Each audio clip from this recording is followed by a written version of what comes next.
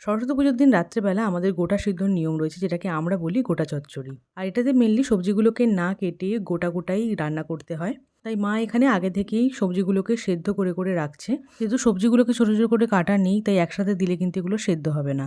তাই জন্য আগে থেকেই মা এগুলোকে ভেজে ভেজে রেখে দিচ্ছে।